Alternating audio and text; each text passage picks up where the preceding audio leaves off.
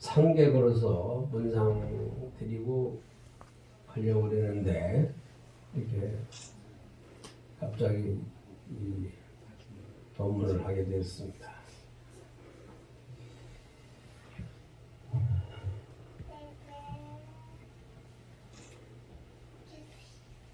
(49제를) 맞이해서 청신녀 광산루인 김봉녀 정각신 보살님의 왕생극락을 발언하면서 몇 말씀 드리고자 합니다.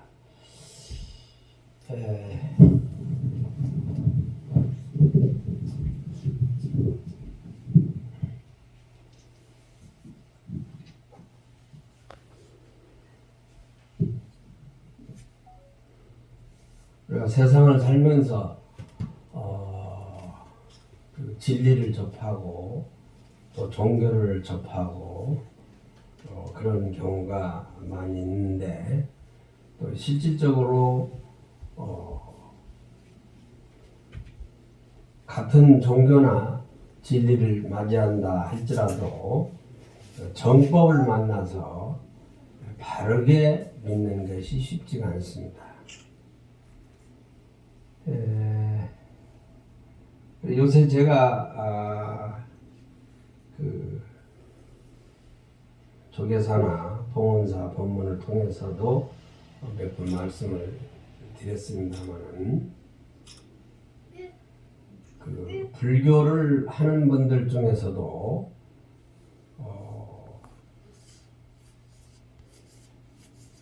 상당한 사람들이, 상당한 스님들이나 또는 그 수행을 많이 했다고 하는 신도들 중에서도 그런 분들이 있고 또 조금 특이하게 그 좀 진보적인 생각을 가져야 되겠다고 하는 생각을 가지고 하는 분들도 그런 생각을 많이 내는 분들이 있기 때문에 경책사무소 오늘 특히 뭐 성가대 우리 학인들도 오셨다고 하니 짧은 시간이지만 함께 말씀을 나누고자 합니다. 이제 여러분들이 잘 아시겠습니다만은 얼마 전에 그 태종 이방원이라는 연속극을 하던데 다시 시작했나요? 네. 잘 보시는 모양인데. 거기에 이제 뭐 사극이고 또 극이기 때문에 우리가 뭐 토를 달 수는 없지만은 작가의 마음이겠지만 조선조가 개국하고 한양으로 천도할 때 무학대사의 공이 지대합니다. 그런데 일반 사극에서는 무학대사 얘기를 거의 안 씁니다. 그거는 이제 여러분들도 잘 아시는 분도 계시겠지만 한양 전도할 때 정도전이 삼봉 정도전이는 지금 경복궁, 지금 청와대가 있는 그 경복궁을 자리를 잡아서 군자는 남면해야 된다. 군자는 남쪽을 향해서 앉아야 된다 해가지고 남산을 바라보고 궁전을 이제 지은 거고 무학대사께서는 그게 격이 안 맞다. 그래서 지금 경복궁에서 보면은 우측에 해당하는 인왕산을 뒷산으로 해서 궁을 지어서 공대문 쪽을 바라보고 동쪽으로 궁을 안치해야 된다. 그러면 조선이 천년에 갈 수 있다. 현재 경복궁 야를 안치면 500년밖에 못 간다. 라고 얘기를 했던 거예요. 근데 삼봉 정도전이 끝까지 우겨서 지금 현재 경복궁자리에다가 왕실을 지은 거고, 태조 이성에도 처음에는 무학대사하고 친했는데 나중에는 이제 삼봉 정도전하고 친하다 보니까 삼봉 정도전의 말을 듣고 삼봉 정도전이가 주장한 막내 방석이한테 태자를 물려주고 결국 그런 엄청난 피바람을 일으킨 겁니다. 이게 제가 연속곡 얘기를 한 것은 그래도 좀 사극이라도 좀 본가하고 안 본가하고는 말이 틀리니까 기억하시라고 제가 말씀을 드린 겁니다. 그래서 삼봉 정도전이가 이 연속곡에는 이제 그런 말이 없는데 불교를 비방하고 불교를 배척한 장본인이면서 제일 그 불교에서는 큰 마언입니다.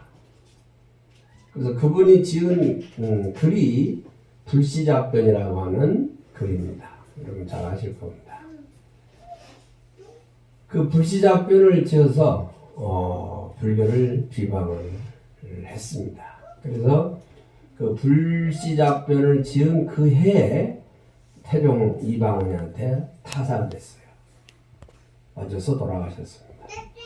수백 년간 역적으로 있다가 숙종 때 환원이 됐는데, 어쨌든 그 삼봉 정도전이가 불교를 비방한 불시잡변에 대해서 아무도 반론을 제기하지 못할 때 우리 잘 아시는 하모 득통선사께서 현종론을 지어서 그 유교의 삼봉 정도전의 불시잡변을 반박을 했습니다.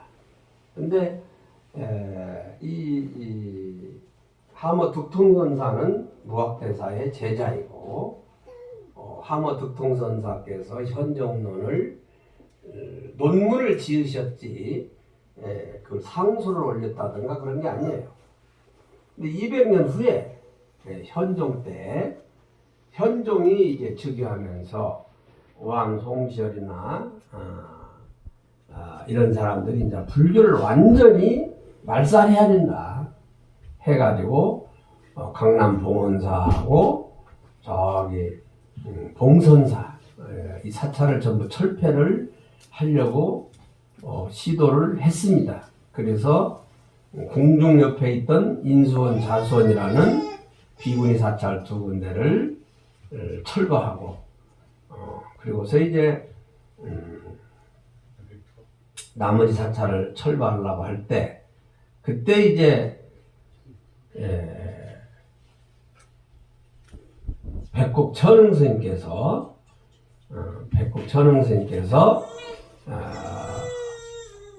간패석교서라고 하는 소를 상소문을 올린 겁니다. 그 간패석교서는 8,150자 정도 되는 긴 상소문이고 조선조 500년간 승속을 막론하고 가장 긴 상소문입니다. 그리고 그때 당시에는 스님들을 8천에 속해 있었기 때문에 상소문을 올렸을 때 그냥 잡아다가 그냥 극형에 처해도 죄가 되지 않는 그런 신분이었는데도 불구하고 백곡 전흥스님께서 간패석교를 써서 현종한테 상소문을 올려가지고 강남 봉원사하고 봉선사 철폐를 막고 그 현종이 사찰 2개 철거한 걸 다시 복구하고 이렇게 해서 이제 우리 백곡 전흥스님이 팔도 도충섭이 됐고 대둔산 안심사에서 오랫동안 머물다가 마지막에 금산사에서 열반을 하셨습니다. 그래서 우리가 불자로서 이런 말씀을 드리는 것은 기독교가 들어오기 이전에 유교하고 불교가 있을 때에 유교가 불교를 핍박을 했는데 그 모순 때문에 결국 조선조 말에 카톨릭이 들어왔는데 카톨릭을 유교에서 배원권위를 위시한 유학자들이 무지막지하게 이제 타살을 한 겁니다. 100여 명이 이제 돌아가시고 수백 명이 다치고 뭐 많은 사람이 더 순교했다고 하는데 그게 바로 유학의 벽이단 사상에 의해서 그러한 잘못을 저지른 거죠. 말씀드리고 싶은 것은 그때 그 조선조 말에 특히 이 지역에서는 가까운 곳에 천진암이 있고 주호산가 있어가지고 아주 굉장히 큰 지역적으로 중요한 곳이기도 합니다. 그래서 각 종교가 지금은 우리나라가 다종교화돼 있고 또 다민족 국가가 돼 있습니다. 민족도 종교도 함께 공존하고 평화롭게 상생해야 되지 여기에서 그렇지 않게 되면은 저는 중앙아시아나 미국 같은 데서 벌어지고 있는 종교전쟁이 일어날 수가 있습니다.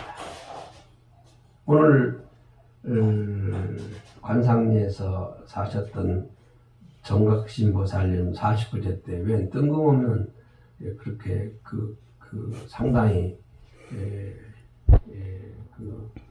받아들이기 좀 어려운 얘기들을 하는지 싶어 부담이 가실 수가 있을 수가 있는데 그게 바로 그래도 다 연결이 되어 있는 얘기입니다.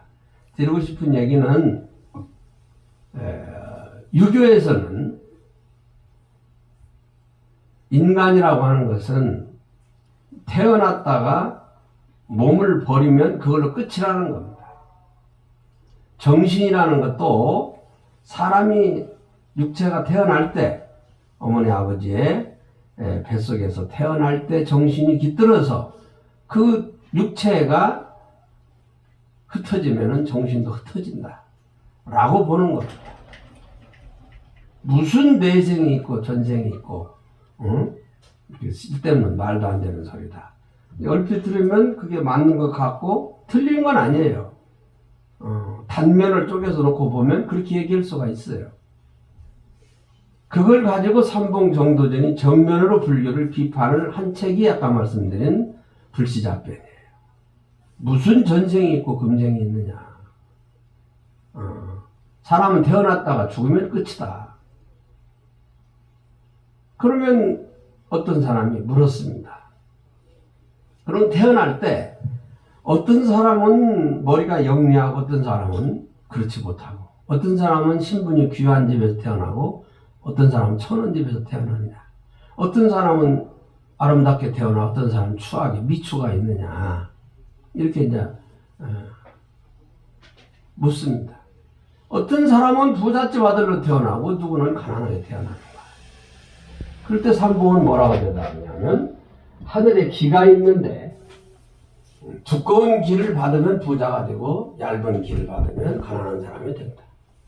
높은 길을 받으면 귀한 사람이 되고 낮은 길을 받으면 천한 사람이 된다.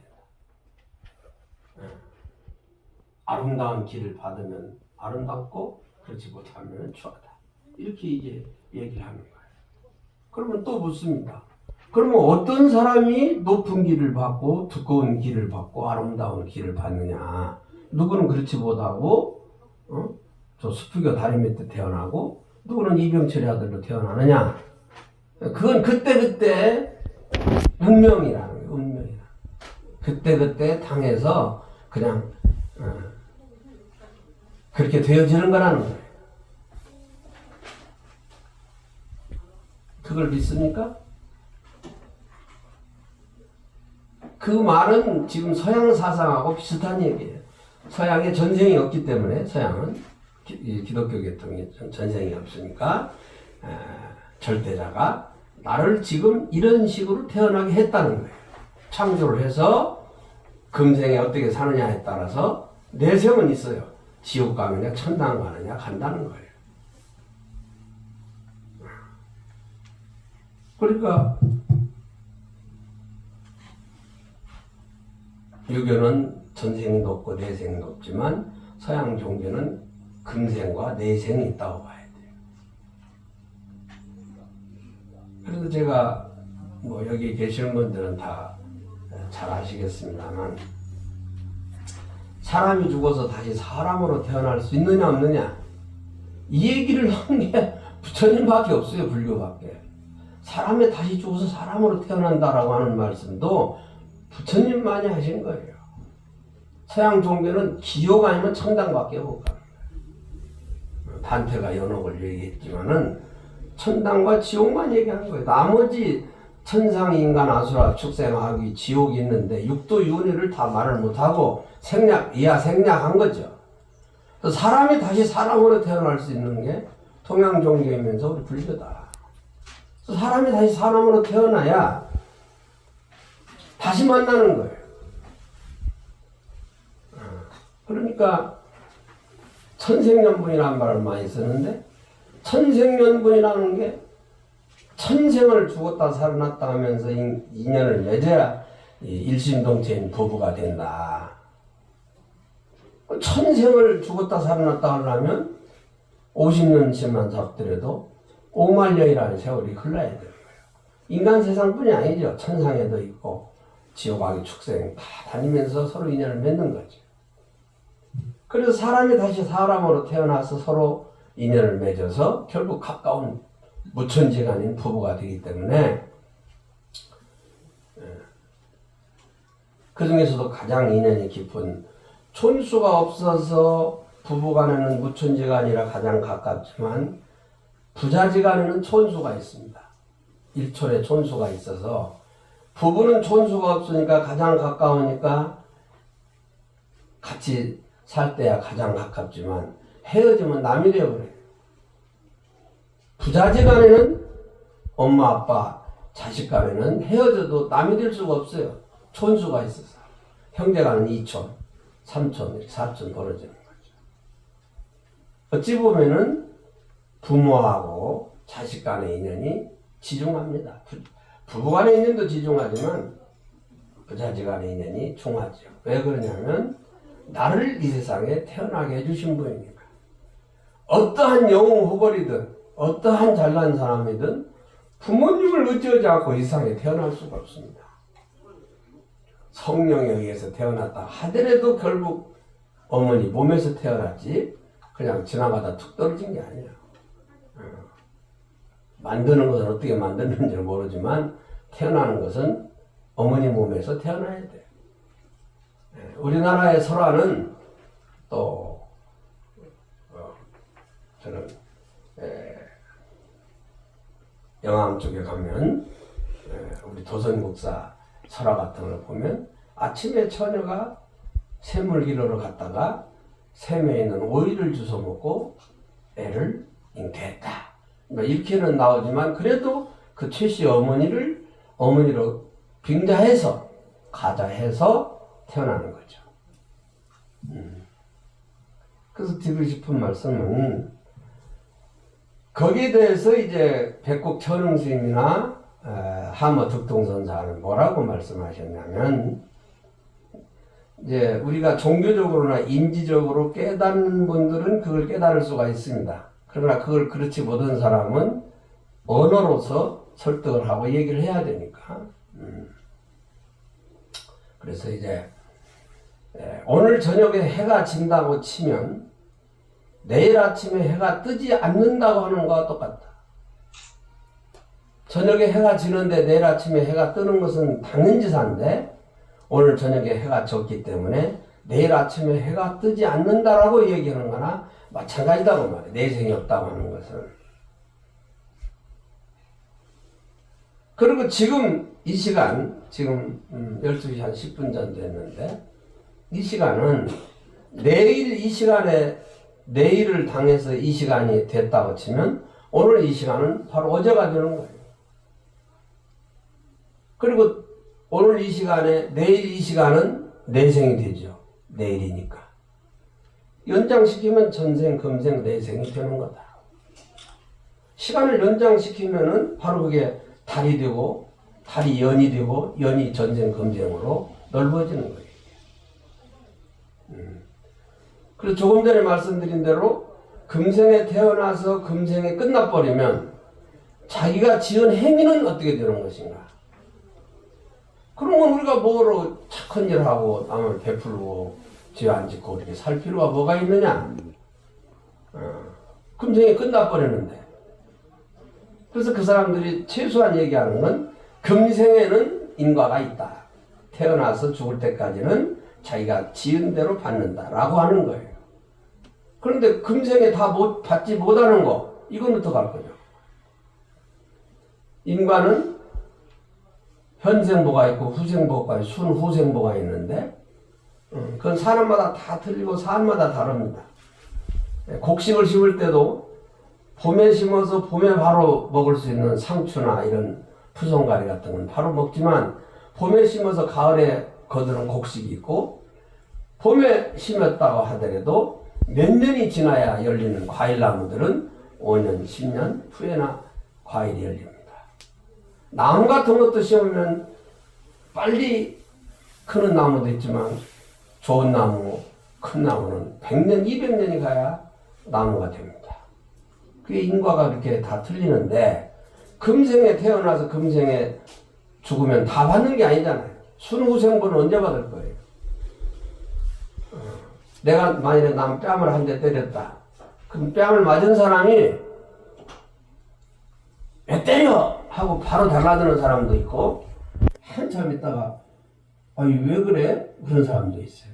근데 어떤 사람은 속으로 네가 나를 때렸어. 너 어느 때보다 한번 보자고 속으로 딱 감추고 있는 사람이 있어요. 이런 예를 들어서 그런 가지수가 여러 가지가 있는 거예요. 그렇기 때문에 과거라는 것은 바로바로 다 나타나는 게 아니에요. 그래서 현생에 지은 업을 다 받지 못하면 다음 생은 그럼 어떻게 할 거냐고 말이에요. 그것을 설명을 못하는 거예요. 그래서 그것을 아까도 말씀드렸지만 수행을 통해서 기도를 통해서 체험을 통해서 느끼는 분들은 다 느끼지만 그걸 그렇게 느끼지 못한 분들은 언어를 통해서 할 수밖에 없기 때문에 이렇게 표현을 하는 겁니다. 봄, 여름, 가을, 겨울이 있는데 작년 겨울에 올봄이 다시 온다고 하는 것을 누구도 알 수는 없어요. 올지 안 올지 모르니까. 그냥 왔잖아요. 지금 오잖아요. 입춘이 지나고 그 다음에 여름이 되고 다시 가을이 되고 겨울이 돼서 이렇게 사시가 있고 우주 전체는 우주 전체가 성조 괴공을 하고 하는 겁니다.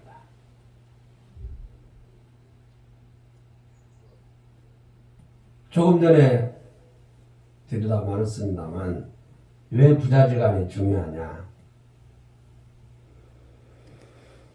우리 정각진 보살님이 49일 오늘 마치고 다음 내생의 몸을 받으십니다. 그러면 어디 가서 태어날 것인가? 정각진 보살은 어디 가서 태어나실 겁니까? 물론 천상도 가고 극락에도 가시겠지만 다시 우리 인간 세상에 오신다면 누구한테 가서 태어날 것인가? 정각진 보살의 친정 어머니한테 갈 수밖에 없어요. 가장 가까운 분이니까. 여기 계시는 상주분들의 외할머니한테 가신다고 말해요. 그러면 여기에 계시는 상주분이나 인연 있는 분들은 앞으로 내 생에 다시 태어나려면 또 누구한테 갈 건가? 내나 가장 가까운 정각진 보살한테 가야 돼요. 그럼 그 정각진 보살이 금수집에가 태어나 계셔야 여러분들도 나중에 금수저 불고 태어나지. 그분이 좋지 못한 곳에가 태어나고 계시면 여러분들이 금수저를 못 먹으면 태어나는 거예요. 그러니까 부모를 위해서 천도제를 지내고 효심을 드리는 건 바로 자기를 위해서 하는 거예요. 자기를 위해서. 그러나 정각진 보살님의 어머니인 친정어머니가 지금 어디에 계실지는 모릅니다. 여러분들도 제대로 잘 천도제를 지내주셨는지 아니면 정각진 보살님이 당신 어머니를 위해서 착한 일을 많이 하셨는지는 알 수는 없으나 어쨌든 그분 밑에 가셔야 되고 그분 밑에 또 태어난 그분 밑에 여러분들이 또 가시는 거예요. 왜냐? 여러분들 여기 성가를 해서 다 결혼해서 가정을 가신 분들 자기가 가장 아끼는 게 뭐예요? 물론 재산은 여러 가지가 있지만 가장 목숨보다 아끼는 건 자식 아니에요?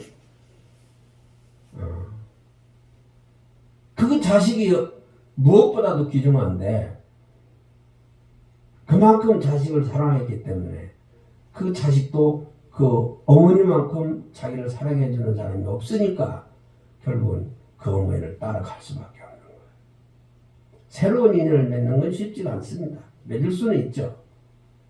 그래서 3세 인과가 뚜렷하고 전생과 금생과 내생이 있다고 하는 것을 확실하게 인정을 하고 성불을 해서 절대 경지 극락의 세계에 가셔서 상품 상생해서 불보살님의 가피로 열반의 경지에 들었을 때는 생사가 없고 인과가 없지만 그러기 전까지는 자기가 지은 업으로 그런 인과를 받고 삼생인 윤회를 한다라고 하는 것을 우리가 확실하게 숙지를 하셔야 됩니다. 누구누구라고 하는 스님들이 인간은 없다. 있어도 금생만 있고 인생은 한번 태어났다가 몸뚱이가 흩어지면 끝이다 라고 얘기하는데 귀가 솔깃해서 그런가? 그럴 수도 있겠다라고 생각을 합니다. 그런 분들이 스님들 중에서도 영향력 있는 스님들 중에서도 그런 분들이 많이 계셔요. 생각보다 많습니다. 저도 한 출가해서 20년 이상은 그런 얘기를 들으면 그게 맞는 것 같기도 해. 갈팡질팡했는데 30년이 지나가면서부터 저 나름대로 이제 가닥을 잡고 선사 스님들의 글을 통해서 선배님들의 글을 통해서 그걸 이제 숙지하게 된 것입니다. 오늘 갑자기 상객으로 왔다가 이렇게 말씀을 드리게 돼서 죄송합니다만 우리 초입자나 또는 우리 학인들 그런 편견에 빠지지 말고 언제나 원흉하게 생각을 해서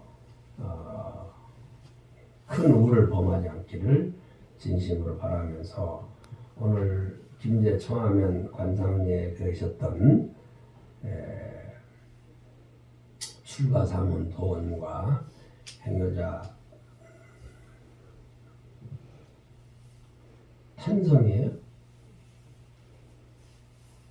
박병규 씨, 또 박순애, 숙자, 순님이, 미숙이, 미영이, 또 설왕도 계시고 선주도 또 계시는데 복이 선원부 반남후인 박중옥 영가와 선장호 광산님 김풍녀 정각심 영가께서 이고 등락하시기를 진심으로 기원드리면서 우리 지금 상주 제일 큰 상주신가 제가 이름을